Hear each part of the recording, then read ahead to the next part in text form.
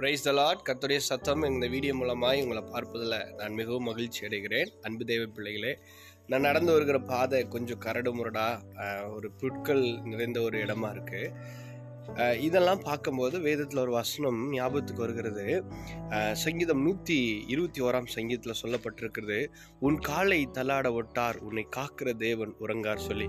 அன்பு தேவ பிள்ளைகளே, இன்னைக்கு நம்ம போகிற பாதை அது கடினமாக இருக்கலாம், நடக்க முடியாத ஒரு சூழ்நிலைமை கூடி நம்முடைய வாழ்க்கையில் வரலாம்.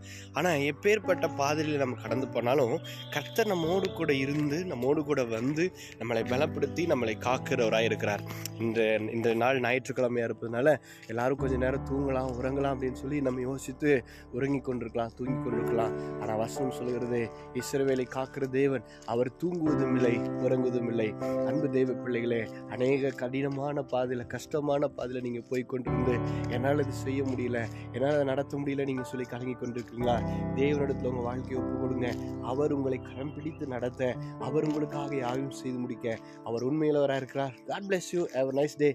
கர்த்தர் உங்களை ஆசீர்வதிப்பாராக. ஆமென்.